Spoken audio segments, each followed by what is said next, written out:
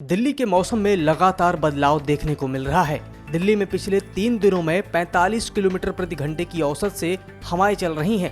मौसम विभाग के मुताबिक राजस्थान के ऊपर बने चक्रवात केंद्र की वजह से दिल्ली में धूल भरी आंधी चल रही है।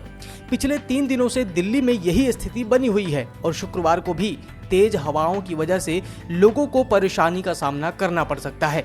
इसी के बाद से लगातार मौसम में बदलाव होगा और अधिकतम पारा चढ़ने के साथ ये 38 डिग्री सेल्सियस तक पहुंच सकता है। इससे दोपहर के साथ सुबह में भी गर्मी बढ़ जाएगी।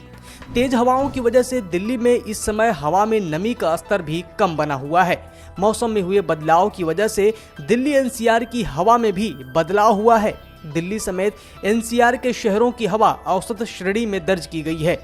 केवल गाजियाबाद और ग्रेटर नोएडा की हवा खराब श्रेणी में रही। अगले 3 दिनों तक हवा की स्थिति औसत श्रेणी से खराब श्रेणी के बीच बनी रहेगी, ऐसा अनुमान है। वहीं आईएमडी से मिली जानकारी के अनुसार दक्षिण पूर्व बंगाल की खाड़ी और दक्षिण में स्थित अंडमान सागर में साइक्लोनिक सर्कुलेशन का प्रभाव रहेगा, जिसके चलते अंडमान और निकोबार द्वीप समूह में अगले कुछ दिनों में गरज के साथ बहुत बारिश, बिजली और तेज हवा चलने की संभावना है।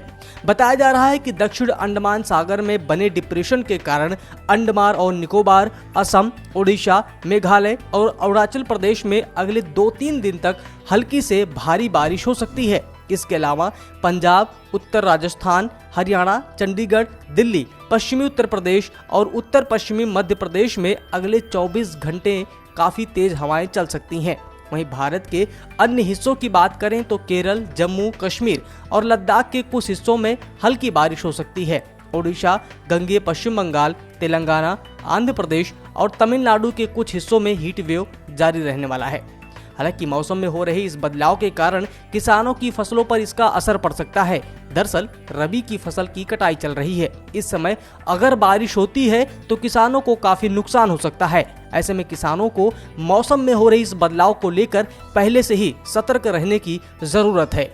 बात अगर झारखंड की करें तो मौसम विभाग के द्वारा जारी अगले 15 दिनों के मौसम पूर्वानुमान में बताया गया है कि अप्रैल से दूसरे सप्ताह में लोगों को तेज गर्मी का सामना करना पड़ेगा।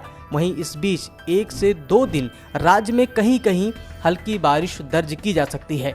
बात अगर पिछले 24 घंटे की करें तो मौसम इस दौरान शुष्क रहा। राज्य में झारखंड में सबसे ज्यादा अधिकतम तापमान जमशेदपुर में दर्ज किया गया। यहाँ का अधिकतम तापमान 41.6 डिग्री सेल्सियस रिकॉर्ड किया गया। वहीं सबसे कम तापमान बोकारो का 17.7 डिग्री सेल्सियस रिकॉर्ड किया गया। सब्सक्राइब करें पर्यावरण पोस्ट।